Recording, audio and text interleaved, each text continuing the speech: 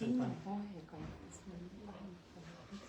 selles käsikirjas selle Rootsi praeguse partei kohta on tõlgitud sotsiaaldemokraadid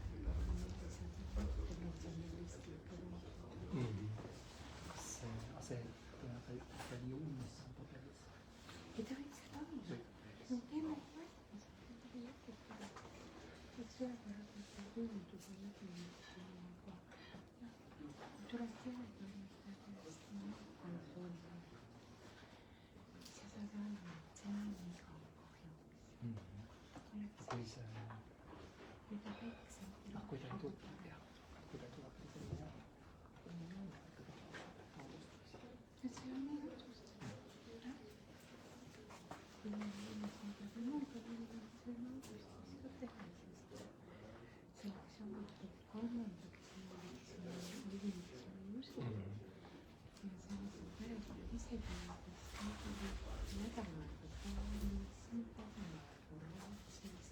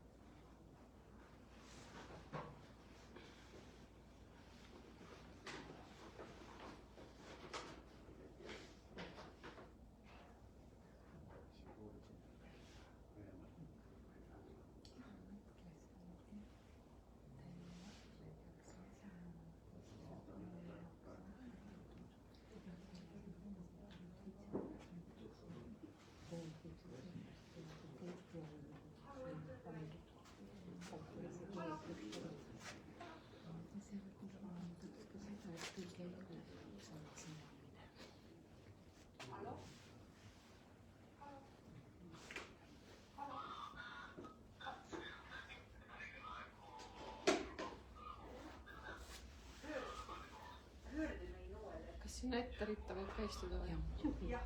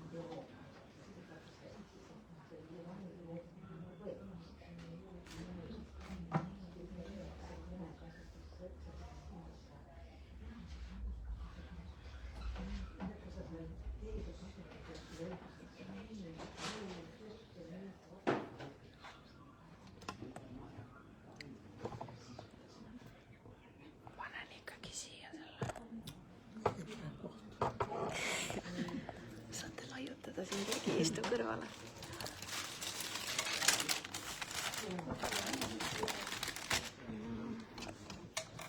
Raamatustel panevad ka sinna ridade ette sellega kuskil vahel.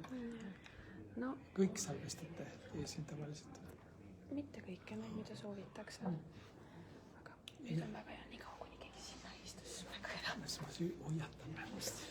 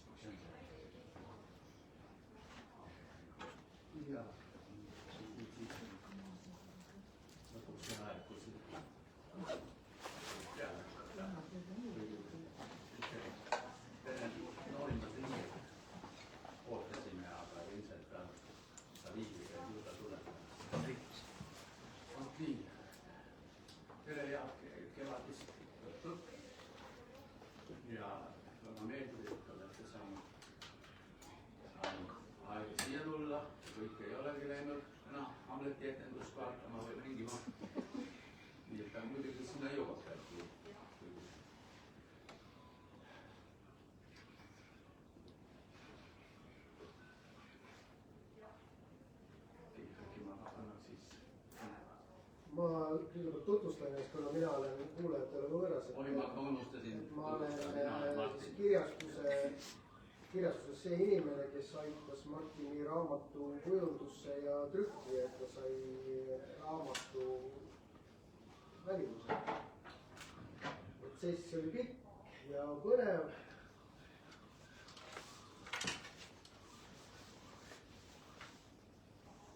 Ja võiksime alustada pöörime publiku poole, siis ütleme tere. Tere. Tere. Tere. Tere.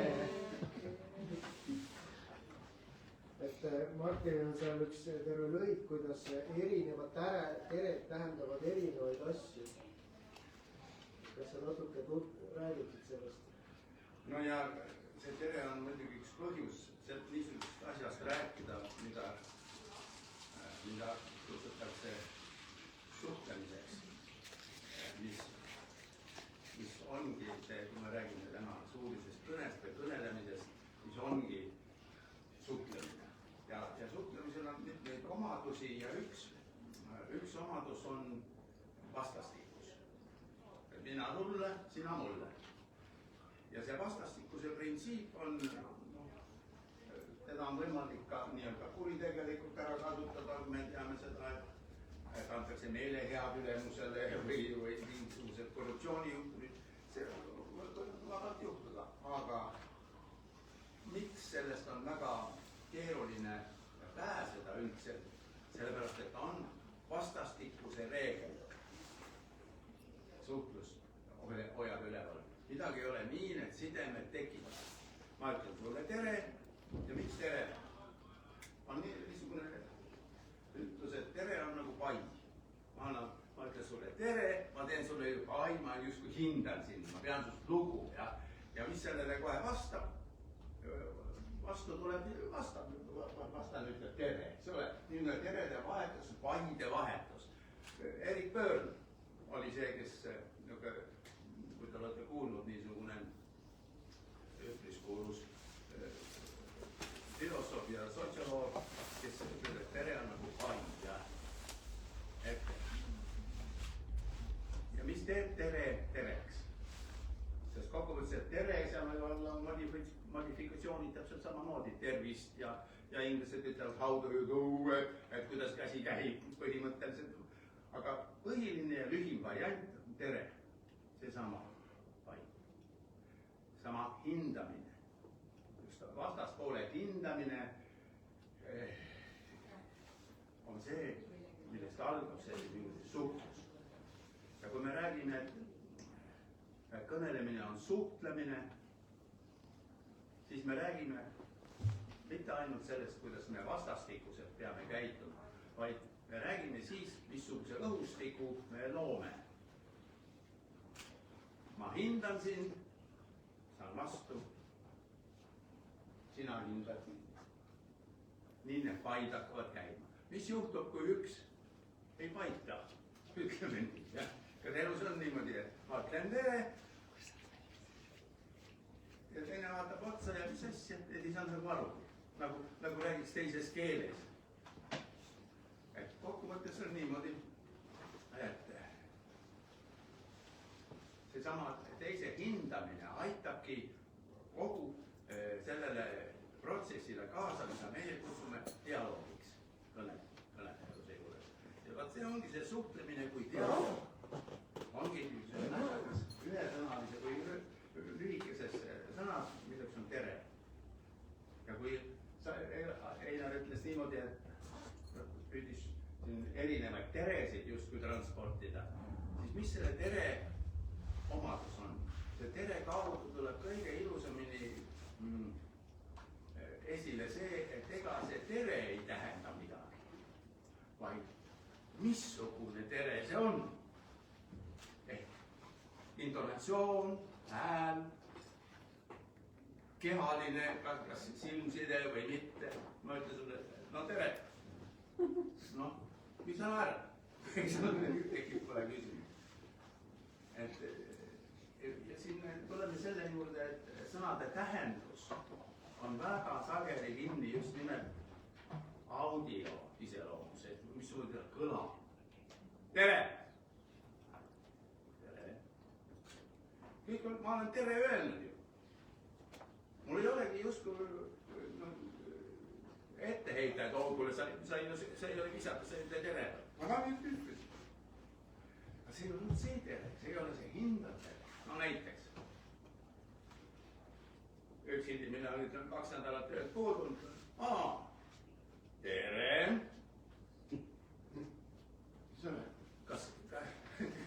Kas ma loodan samasugust vastu või ei looda? Mina olen seejuures dialoogi tapja, et mina ütlen tere, see on kui karistus. Minu tere on kui karistus. See ei ole mitte see pai, vaid see on noh, tere. No ja sellepärast see Erik Pöörn selle tere justkui letti võttis, et ta on igapäevaselt kasutuses ja vaatab ka seda, et mis siis juhtub, kui paid ei palun tulga siin. Tere! Et mis siis juhtub, kui seda tere, kui seda vastastikuse printsiipi ei rakenda. No kujutate ette, kui ülemus tuleb sisse, mina küll ja ta ei ütle tere. Siis ma mõtlen, kuule, mis ma valesti tegin. Mis ma valesti tegin? Või siis, tere, ja mina olen kõrval ja Talle ütleb nii tere ja mulle nagu ei ütlegi. Niivõrd palju variante on selles samas, kas tekib kontakt, kas tekib dialoog. Ja kas see dialoog viib mõjutamisteni meelepärases suunas, sest see ongi kõnelemise eesmärk. Mõjutada meelepärases suunas. Ja ma mäletan, kui ma esimest korda selle välja hõikasin kuskil, ma ei mäleta, kus see just oli, siis üks inimene ütles, et või see on manipuleerimine ju. Ma mõjutan sind. Aga tegelikult hakkan mõtlema, siis me kogu aeg elame ju mõjusfääride jaotamisest nii-öelda. Me mõjutame ühte suunda, me tahame, et inimesed näeksid asju sellised, nagu mina näen, ja tema teeb täpselt samamoodi. Küsimus ongi selles, kes peale elab. Ongi nii. Et nii palju sellest terest sissejuhatusest. Kui me võtame näiteks korrusmaja või töökollektiivid, kes seal peaks selle teretamise algatama. Mul oli näiteks selline olukord, vanad kui inimene, läksin ühte suurde töökollektiivi ja hakkasin nagu loll kõiki teretama seal. Ja vastu ütlesid ainult vanad tuttavad. Kõik need, kes olid poole nooremad, need vaatasid kõrvale ja siis ma hakkasin ennast nagu imelikule tundma ja siis ütleme mingi 2-3 kuu pärast ma ei teretanud ka kedagi enam. No ega ma ütlengi, kes peale jääb. Mina ei saa aru lihtsalt, kus selline asi on alguse saanud. Alguse on saanud esiteks kahest asjad. Üks on see, et sa oled ebameeldiv, ma sind ei sereta. Selge, siis. Et kui mul on see, lihtsalt mul ei ole põhjust. Lihtsalt on massik mees. Aga teine asi on, aga mis nüüd siis mina, vaadake pisitsed lapsed, millal nad hakkavad julgema teretama. On aeg, kus nad ütlevad väga rõõmsalt kõigile tere. Ja siis hakkab tulema, kasvavad natuke ja siis hakkavad juba valima. Sest siis see egoprotsess on juba tulnud ja nüüd ta justkui ei julge või ei söanda ütelda tere. Mitte midagi, ta on halvasti tunneks, ega ta lihtsalt ei söanda. Aga kui me mõtleme niimoodi, et maarajoomides on see küla peal käid ringi ja tuleb põhivõõras inimene vastu, sa ütled tere, sa ei hakka mõtlema, kas ta ütleb enne kui mina või. Kes esimesena selle pai teeb? Ja seal ei ole, seal lihtne käib perevahetus, paitamine, hindamine. Et selles mõttes jah, suurlindades on see võõrad ja omad niisugune vastandamine hästi, mõnikord hästi reljeefne, niisugune tuntav, et sa hakkad ise muutuma. Selge. Siin on raamatus oli mõned päris üllatavad faktid, näiteks see, et kuulaja saab kõnelenud informatsiooni 55% välise pildi järgi, 38% heli kaudu ja ainult 7% on see sisu, tekst. Kas siis üldse on mõtet nagu sisuga täita seda, et võib-olla ostaks kallima ülikolla ja reidiks ära? Eks neid võimalusi on elus olnud ka, kui see räägib kallim ülikolla ja kokkuvõttes ega seda kaua kuulata ei taha. Aga peab ikkagi ütlema, nüüd ei maksa seda sassi ajada, et kas selline jaotus on tähtsuse järjekorras.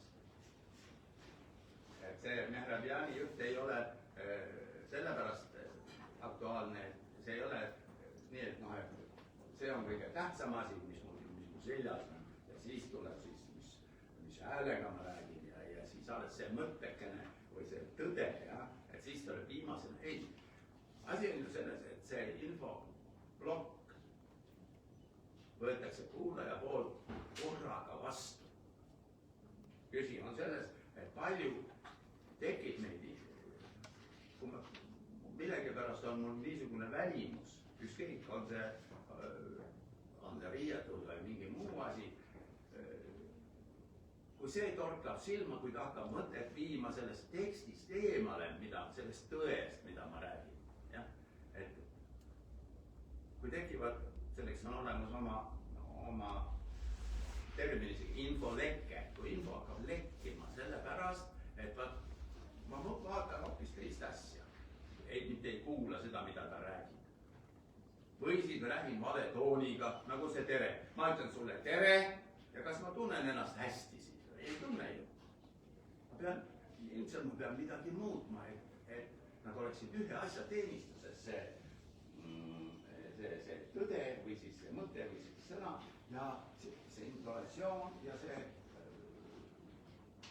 välim. Ühes teenistuses. Muidu me mõtleme, et miks see kõne ei mõju.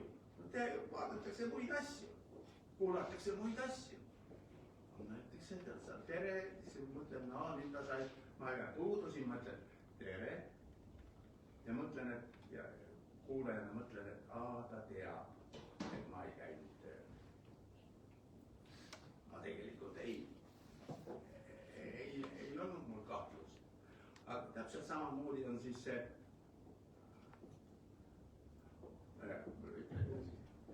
sul on ka üks väide, et tõde peab olema sama usutav kui vale. Et kas see tähendab, et kuulaja usub valesid paremini? Ei, aga me peame meenutama lihtsalt, kui me oleme näinud või kohanud või kohtunud inimesed, kes valetab väga hästi, usutavalt ja kui tema jutt kõlab usutavalt. Meie niisugune lõks on tihti see, et kuna me valdame tõde, ütleme jah, siis meie arvame, et usutavust ei ole suurt vaja enam. Ma lihtsalt ütlen ju tõese mingisuguse asja välja, kui sa pead aru saama, et see on tõde. Aga ma seda natuke mõtlesin, et tõe, ainult tõe peale ei maksa loota, et see peab olema võluvalt esitatud. Ta peab olema usutav. Ja ega siis amnetit ka ei lähe sellepärast kuulama, et seal on mingi tõetilk sees. Ei, ta peab selle tõetilga usutavalt edasi andma. See on see mõte, mis ma ütlen, et tõde peab olema sama usutav kui vale. Mis me selleks teeme, et meid usutaks, kui me tahame valetada? Kas keegi on valetanud elus? On? No Mait, sina muidugi. No, et mis jõupingutusi me teeme siis, kui me kujutame ette ennast valetama? No alates lapsepõlvest peale. Miks sa nii tegid, eks ole, mul ju elu on seal üleval, ma olen pisikene poiss ja õpetaja võttes ta lõuga niimoodi üles mul ja Martin, miks sa nii tegid? Mul oli see asi ja ma ei saa otsa talle vaadata kaua, sest siis ma hakkan naerma, ma ei usu seda põhjust. Ja tavaliselt on nii, et võetakse pilk siis ära, kui ta ei ole veel harjunud valetama, võtab pilgu ära õpetaja või kuulaja pealt, sellepärast, et siis ta muidu sinule otsa hakkab vaatama, siis ta hakkab naerma.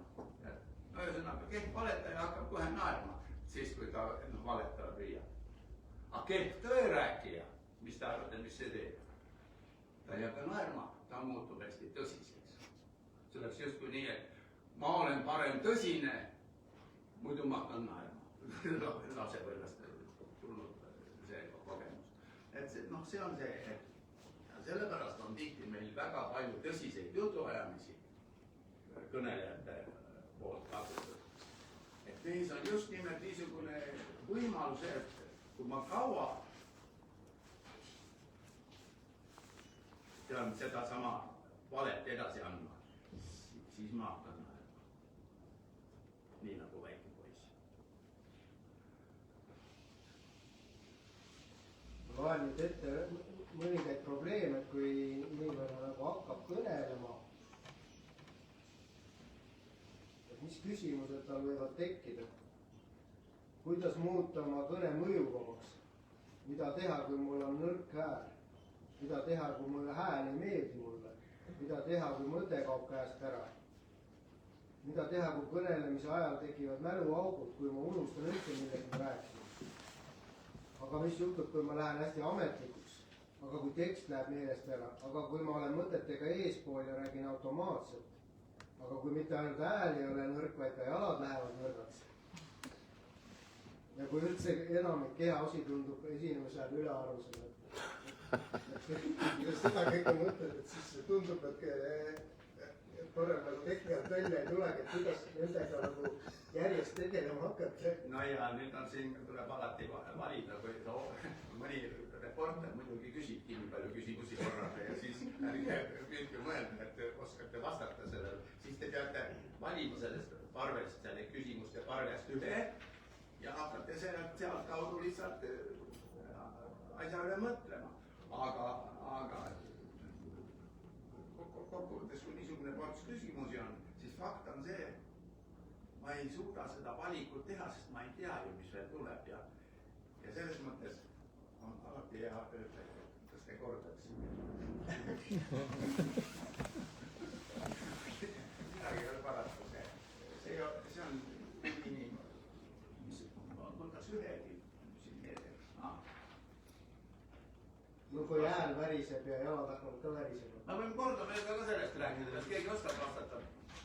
kuidas muuta oma kõne mõjuvaks? No, variante, ega siis küsimus ei ole ühes õiges. mulle meeldib, kui seletate, et kui oma mõtted lõpevad otsa lajata autoriteediga. see on hea, no sul on sõnavarad lajata, aga tegelikult see on küll, võta keegi appi, kui see ei suuda enam selgeks teha, võta seal appi, see on täiesti võimalik, võta, tsiteeri kedagi ja vaata, see õiget meest tsiteeri. Sest kui sa vale mehe võtad, siis sa oled vaene lõpuni koos selle vale mehega. Tsiteeri, mis veel sulle lapsepõlves õpetati või kus ülikoolis?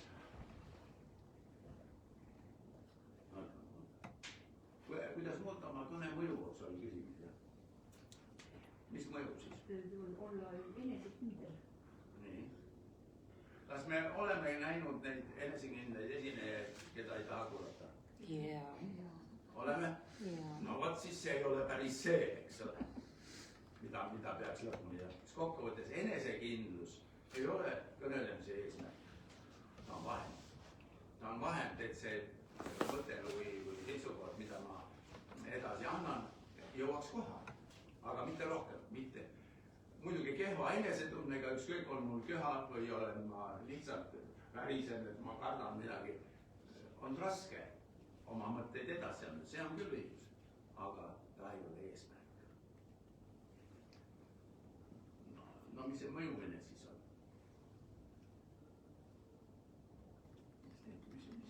Mis teeb kõne mõjuvaks? Kes nii? Alati, kui keegi peidab oma nägu ära, siis tuleb mine ütle. Ja mis arvad, mis teeb kõne mõjuvaks? Eksimist võimalust ei ole, saad aru, ära pabista. Kõne peab mõjuma. Jah, ei, no vaata küsimus on, miks see küsimus oli üldse, et Christopher eksitas mind praegu. Mida? Naaber eksitas mind. Ja. Mul läks nüüd meelest. Ma pakun, sa pead väga täpselt teadma, mida sa räägid. Kui sa hakkad vingerdama ja välja mõtlema, siis juba kaob lõnk käest ära. See ei ole niivõrd enesekindlus, millest ma räägin, vaid see teadmine, mida ma tahan öelda. Nii, väga hea, aga ma aretan sealt edasi. Ma tean, mida ma tahan öelda, aga küsimus on see, kas see jääb siis paremini meelde, kui ma tean, mida ma tahan. Eks ole, ma ütlen oma asja ära, eks ole, aga mis ma sellega tahan? See on see mõjumise asi, et ma saan, mis ma tahan. Võib ju olla nii, et see on küllaltki brutaalne selgus, aga kui ma saan, mis ma tahan. Et siin ongi seesama mõjutamine mulle meelepärases suunas, sest muidu juhtub vastupidi. Nii. Mida teha, kui mul on nõrk hääl? Ta ütles, mäletad, ta ütles, mina ei süüdi, ta ütles. Kui on nõrk hääl, mis see nõrk hääl on? siis on vaikselt saali vaja. Ei, no nõrk hääl, mul on mikrofon. Kus mikrofon on? Meeldest ära, kus on mikrofon? Ei, mis see nõrk hääl tähendab? See ei tähenda ainult seda, et mul ei ole, riistvara on kehv, ütleme siis nii, jah. Aga võib-olla ma ei ole lihtsalt kindel sellest, mis ma ütlen, ma lähen kohe vaiksemalt rääkima. Aus inimene valetab vaiksema ära. Äkki on sellest küsimus. Vaata, neid asju ei saa ühe vastusega kuidagi ammendada. Neid põhjuseid võib olla mitmeid. Siis sama. Mida teha, kui mu hääl ei meeldi mulle? No esiteks sa ei ole oma häält kuulnudki, sellepärast sa kuulud läbi nende vahendajateta. Kui sul on hi-fi, see pagana makk, siis on üks asi ja kui sul on Vefi raadio, mis vanasti vene hääl oli, siis sul on teine hääl, jah, see on üks asi. Aga kõige hullem on see inimene, kellele ta hääl õudselt meeldib. Ta ei suuda kohe rääkimata olla, sest tal on nii ilus hääl. See on palju hullem, sest küsimus on ju selles, et mis ma selle häälega teen. Ja öeldakse niimoodi, et väga paljud inimesed kasutavad vaiksemat niisugust tooni, aga mis siis? See on väga, väga ilus, kui inimesel on ka vaikne hääl, mitte ainult see kõva ja suur ja. Aga kujutage ette, kui inimesel vaikset häält üldse ei oleks, mis ta ka teha siis? Ma ütlen, et kuule, mul on omavahel tahan rääkida niimoodi. Kuule, mul on niisugune probleem. Ja sina tahad kuulata, ütled, no mis probleem sul on siis? Ja selge jutt läbi ju ei ole. Mul ei ole vaja hõisata oma niisugust probleemi. Nii et ei saa alati öelda, et nõrk hääl on ka mingisugune viga või puue.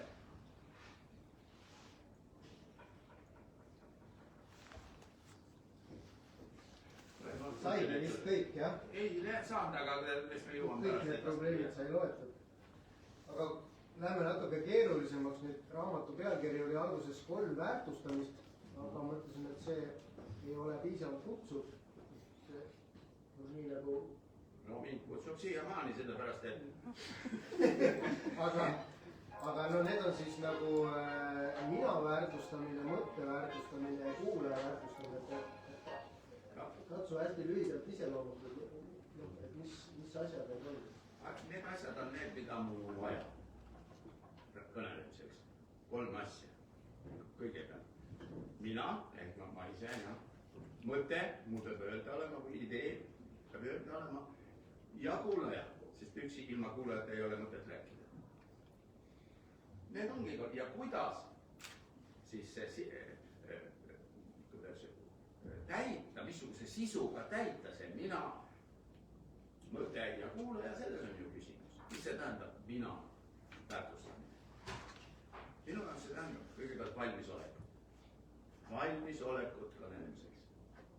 Mul peab, ja kuna me teame ka seda, et kõnelemine on psühhofüüsiline toim, nii füüsiline kui psüühiline pool, siis see valmisolek peab olema mõlemas alas. Hea psüühiline enesetunne. Ainult enesetunde kaudu me mõõdame neid asju. Millal on mul hea rääkida? No, mis te arvate, ütled? Millal on hea rääkida? Siis kui... Oled terve, kõht on täis, hääl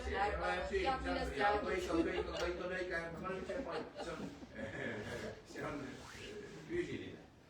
Siis kui on selle vastu huvi, mõtlevad tahakad ja tajud seda, et inimesed kuulavad seda. Ära too kuulajad sisse saab. Või ta teeb, muidugi me kõik oleme, kõik otsustab kuulaja, aga millal on mul hea rääkida? Siis ma ütlen ühe ette siis, eks ole, või? Kui asi ennast huvitab. Ainult huvis ei ole küsimus, kui ma valdan seda teemat. No näitlejatega on selge see, et kui tekst on peas, siis on korras ju.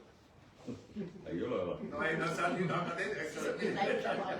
Aga põhimõtteliselt on niimoodi, et kui teemat teeb, kui sa ei tea, millest sa räägid, no kuule, kuidas ma saan ennast hästi tunda? No muidugi osad inimesed saavad. Aga meie imetleme teise kandiga. No üks oli, valdan teema. Aga isegi see ei ole see, et mul on õudselt hea olla ja kuulajal samamoodi hea olla. Midagi peab veel olema, eriti targad mehed ja naised. Neil on nii palju asju, mida nad teavad või mida nad valdavad. Nad peavad ju valikuid tegema, et rääkida sellest ehk eesmärk. Et kui need tarkade inimeste puhul on just see oht, et nad räägivad kõigest ja teevad selle, nad annavad teada, et nad teavad kõike. Aga kuulaja tunneb ennast pärast seda lollimana veel, kui ta hakkas kuulama. See tähendab, et see ei ole ju kuulaja ülesanne, ta tahab targemaks saada. Natukenegi, aga targemaks saada. Ja selles mõttes on vaja seda eesmärki. Valdan teemat, eesmärk, mis veel? Tahe, motivatsioon. Mis on kaalul? Ja muidugi alles siis tuleb see eneseusk, mis neliku kokku. See on see hea psüühiline enesetunne. Kui mul seda ei ole, siis kuulaja ei näe seda. Aga vaataja näeb, sest kehv psüühiline enesetunne tekitab tekitab kehva füüsilise enesetunde. Peale seda meil on näha. Ma olen käinud, hammame jalad jalale, ei saa otsa vaadatud, kõik see on kuulajale näha. Ja selles mõttes on see valmisoleku küsimus just nina väärtustamise küsimus. Ja nüüd on mõtteväärtus. Mis on mõtteväärtus? Mis ta võiks olla? Mina pean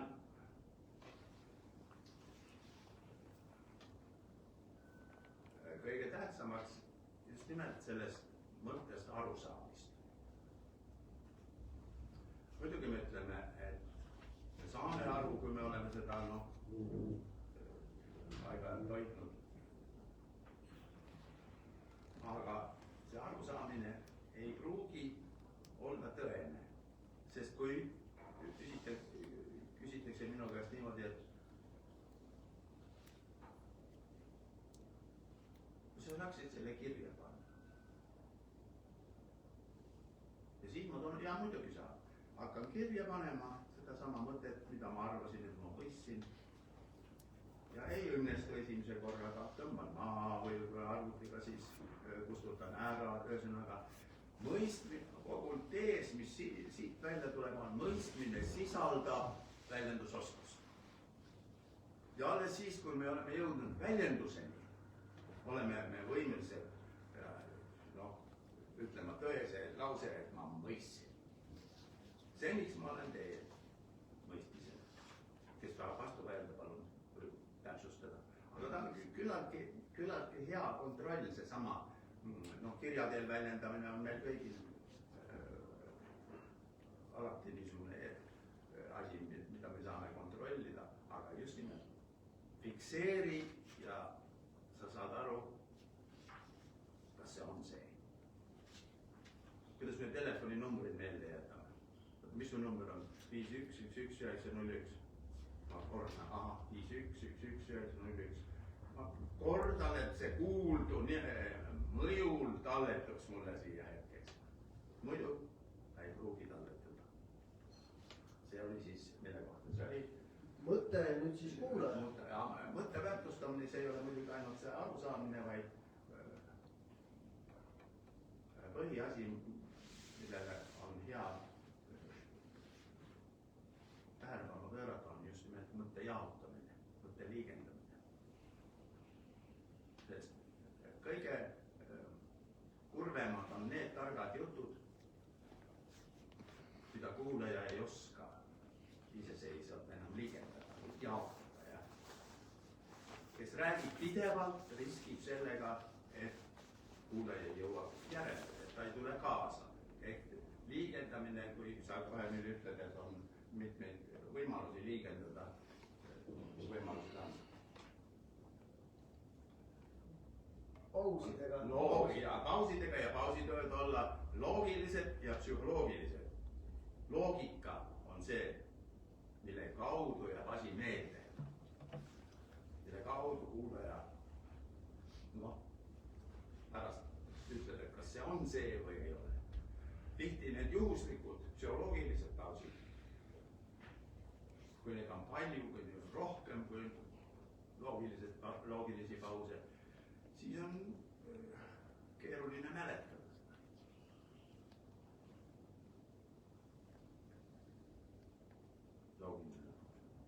Aga võtame selle kuulaja nüüd see kolmas komponent, et järelikult kahel esimesel ei ole eriti väga mõtet, kui kuulaja ei võta vastu. Ja esiteks ei ole mõtet siis, kui kuulajat ei ole. Ei maksa eriti suurt lahti teha. Aga inimene ei teegi. Ainult esineja tahab mõnikord teha suu lahti. Ka siis, kui kuulajat on vähe või kuulajat üldse ei ole. Aga põhimõtteliselt kuulaja on vaja. Kuulajat on vaja. Ükskõik, kas on Jumal taevas või pruut kauge mere taga. Kuulajat on vaja laulud. Kas või kujutluses. Aga teda on vaja. Ja ainult kuulaja pärast ongi tark oma kõnesid üles ehitada. Mida ta peaks tegema selle infoga? Mis siis saaks, kui ta on nõus sellega, mis ta siis hakkab tegema? tavaliselt ei ole ega see kahepoolne protsess sellega lõppenud, et ahah, ma annan oma idee, kuulaja võtab vastu, on nõus sellega ja sellega on läbi. Ei, järgmine etapp, see kuulaja hakkab seda arendama. Ta hakkab ise minema edasi üksi seoses sellega, et ta on saanud midagi kaasa ja ta muutub ise selleks samaks, noh, ma kutsume mentoriks seda, kes räägib mingisugusest ideest, siis ta muutub ise selleks. Nii tekivad need, noh, tulevase loo tsitaadid, teda hakatakse ennast tsiteerima. Kuulajat on vaja. Ilma kuulajata. Ja sellepärast ma pean hoolitsema alati selle eest, et kuulaja oleks võimeline seda kätte saama ja seda talletama ja seda meeles pidama, millest juttu. Võtan lihtsa vahepala praegu. Sa võib-olla ise oskad need isegi paremini öelda, et need on siis parasiitsõnad. Sa oled siin terve rea neid toonud, et on siis nüüd ütleme. Mina ei olnud, see on ennaste. Siis veel täitsa tähendab, eks ole, kuradi tähendab.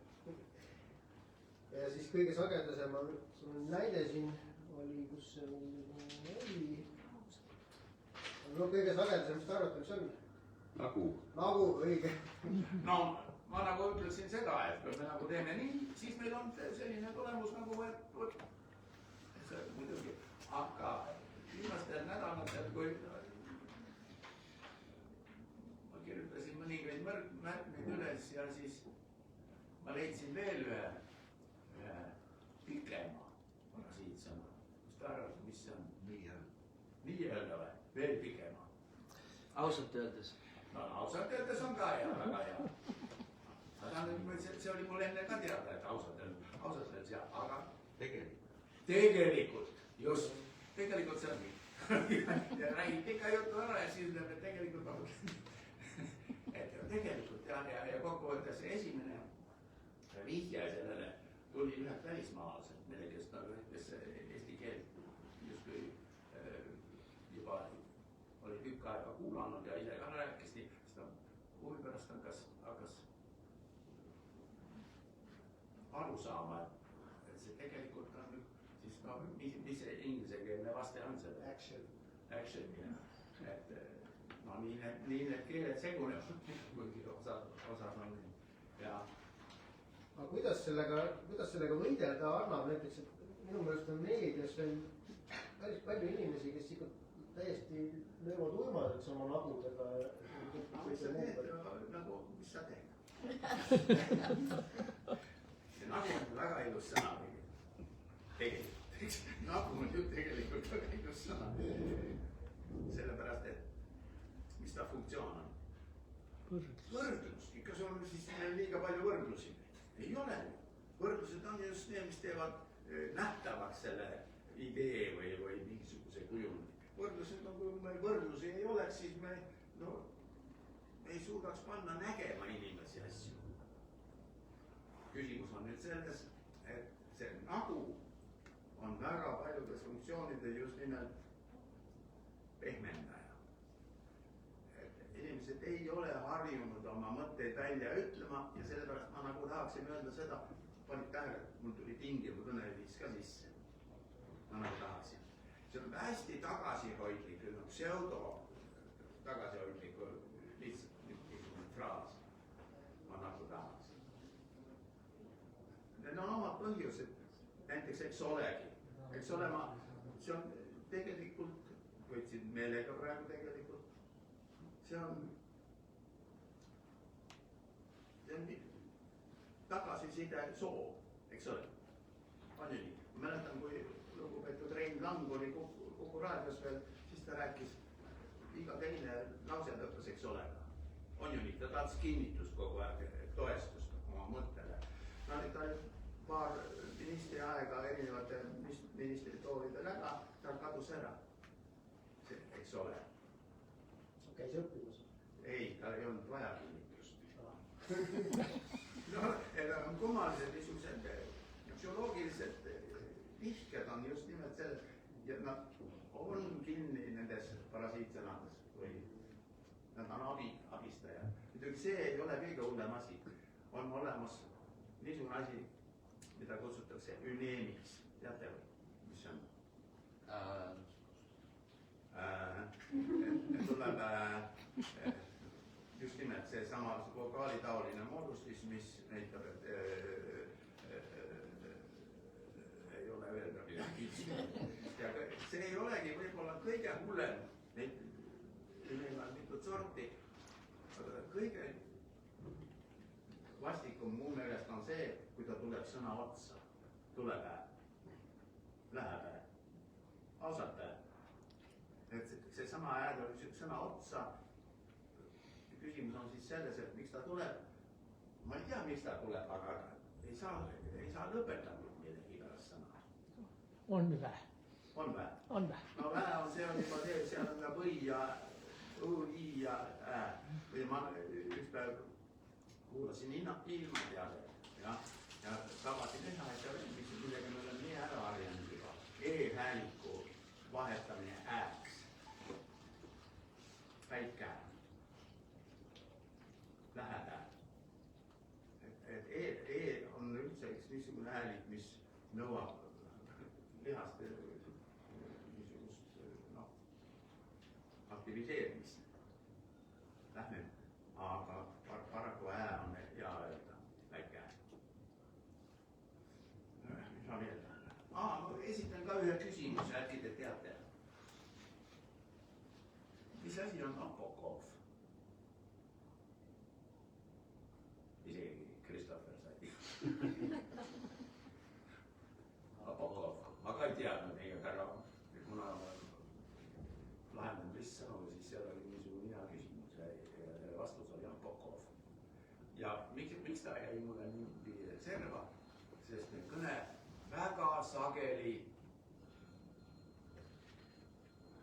satub kokku sellise kombega. Ja ilmselt ei teagi, mida ma ütlen välja. Sõna lõpu kadumine. See energia on öeldud, aga see sõna lõpp niimoodi ludistatakse. Noh, praegu saite ära, ludistatakse ära.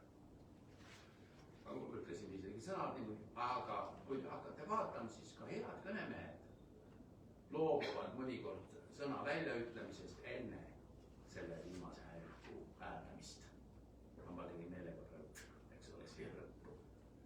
Ja see ei ole mitte ainult vokaalide küsimus, vaid see on ka konsonantide küsimus. Miks on sõna viimane häälik? Kus ma tegin viimane. Kui ma ütlen viimane, me saame kõik aru, et see oli just, aga ta ei jõua kohale.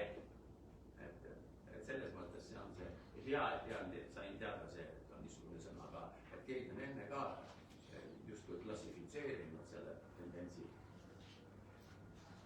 sõna lõppude kadumise. Poplauljatele juhtus sai. See edasine on aimatav.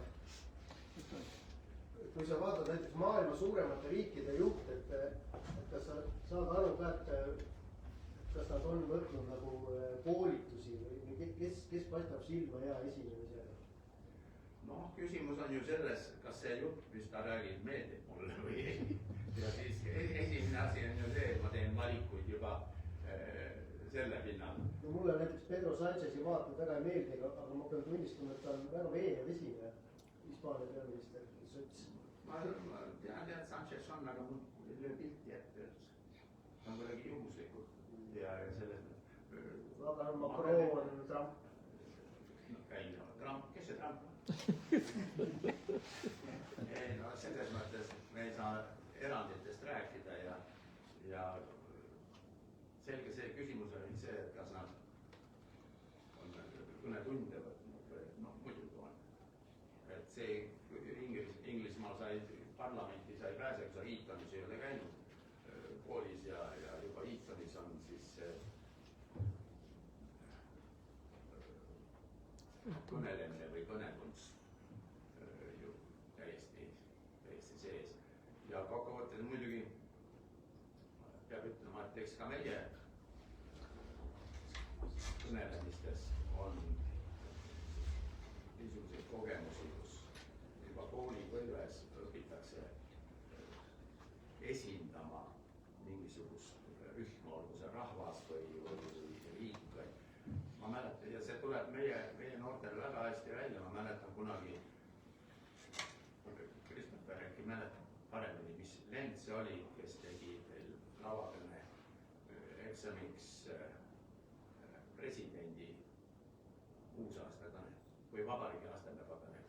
See ei olnud teie, aga see oli natuke vanem, aga põhimõtteliselt ja oli, ma andsin niisuguse ülesande neile, et nad on presidendid ja kirjutavad oma aastapäevakõne. Et ei kujuta ette, kui fantastiliselt head välja tuleb. Nad on mul alles, nii et ma mõtlen, mis nendega teha, sellepärast et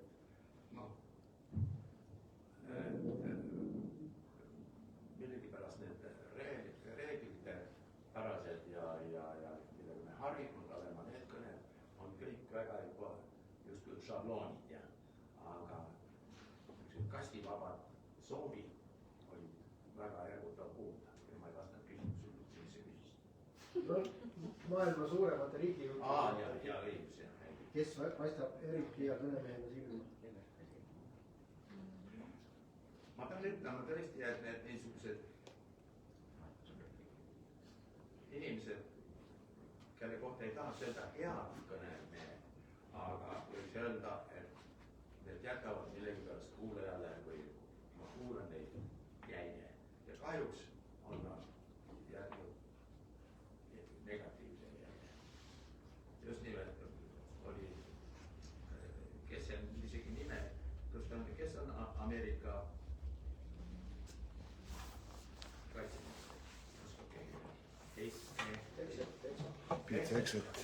tema viimast kõne, kui ta rääkis Iraanist ja ta rääkis hästi, selles mõttes ta rääkis hästi, väga jõuliselt ja kõik ja ma paraku ei taha kuulata.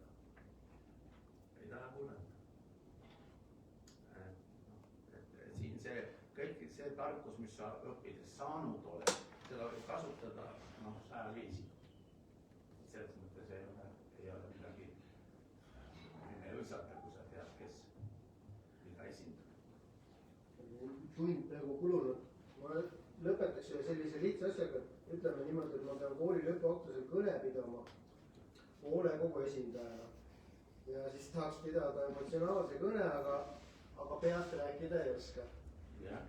Et aga kas ma siis pean sõna-sõnalt kõik kirja panema, kõik need emotsioonid ka, kuidas ma saan pidada sellise kõne, et jääks mulje, et ma räägin peast? Ma tahan, et see ei ole nüüd õige isik, mina, kes sulle õige retsepti annab, ma võin oma pojale sõna anda, kellele ma pidasin lõpukõne. Ma ei tea, kas sul see pisar oli kirjas skriptis? Pisar oli kirjas, aga kokkuvõttes asjad hakkasin ise nutuma selle emotsionaalse rõõte ja rohkem ma ei oska vastutada, ma mäletan, ma püüdsin hoida tagasi kogu aeg, meie sõnapillid, et lapsed vaatavad. Nii et ma ei tea, kas su hakkama saada. Aga igal juhul kõik tõeline jääb alati meelde.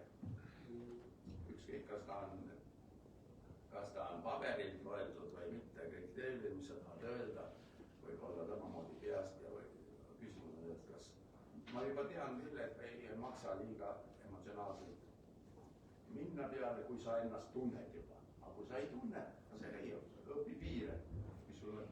Aitäh. Ja siis sulle on nüüd punkt selline ka, et esimeste lõpus tuleb tavaliselt küsimus, kas on küsimusi. Ja siis sa raamatus kirjutad, tavaliselt järgneb vaikus. Ja küsimus, millest räägib see vaikus, kas me oleme kuulajad vaid rääkinud või nad kuulanud? Või oleme nad mõtlema pannud? Ja mis nõuannet sul sel puhul on, kui on vaikus? Ega ega ma seda küsimust nüüd endalt väga palju ei küsi, aga üks asi on küll selge.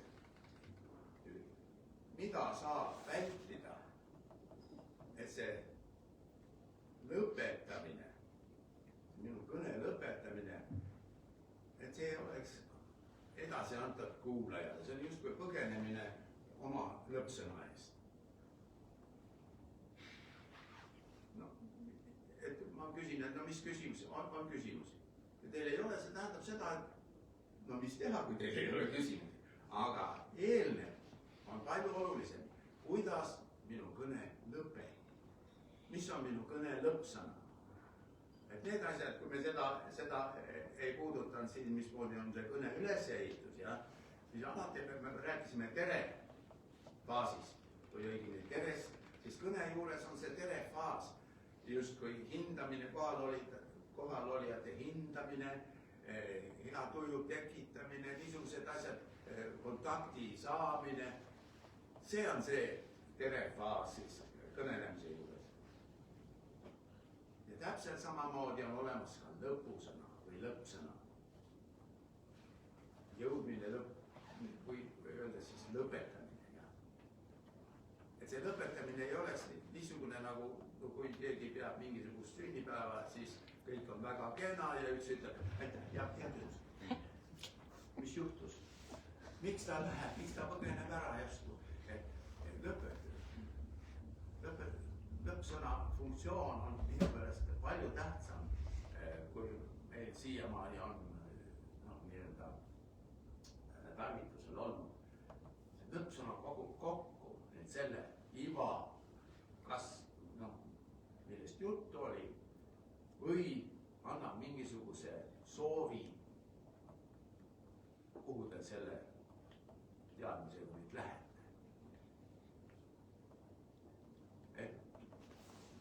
Kui ma ei ole seda teinud, siis tekib niisugune tunne, et ahah, et ma peaks küsima midagi, kas mul tahab küsida. Ei, heal kõnel ei olegi niisugust rahulolematut vanakest, kes ütles, et aga kuule, aga kuidas see?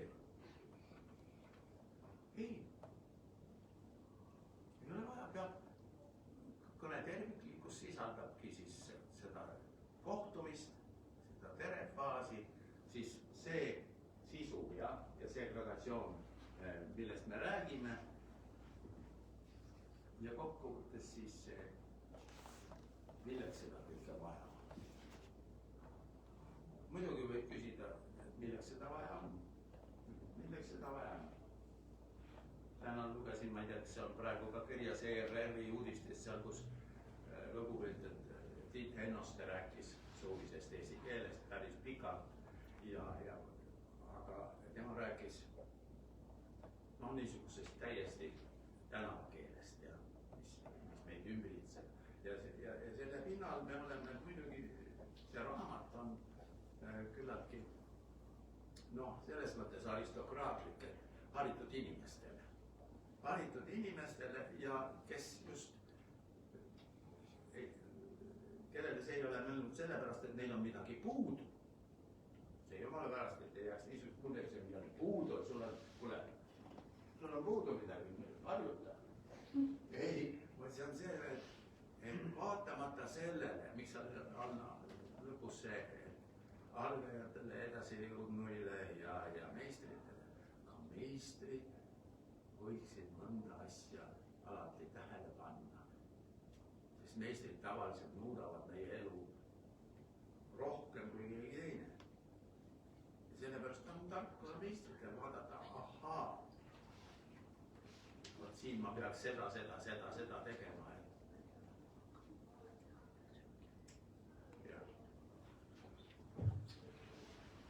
Kõik mis teil veel vahele? Oli küsimus, et kas küsimus on. Mul tekkis parasiitsõnadega. Mind häiris see, kui öeldakse, et tänu COVIDile, tänu sõjale, et see täitsa häirib kõrva. Et sest tänu?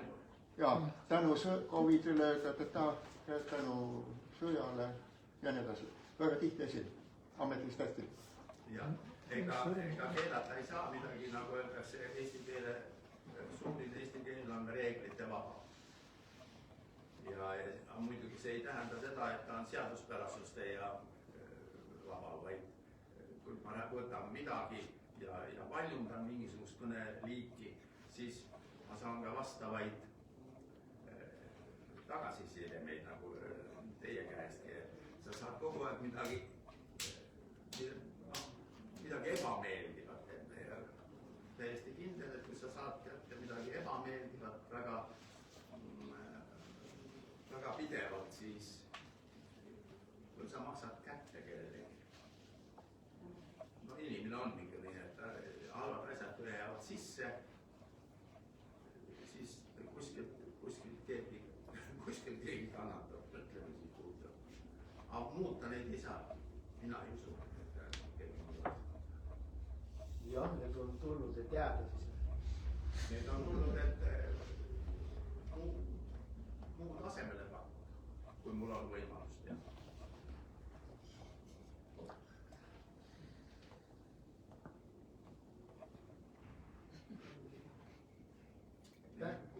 Ongi kõik. Jah. No. Ega muud kui loodan, et hea tuju kogu nüüd.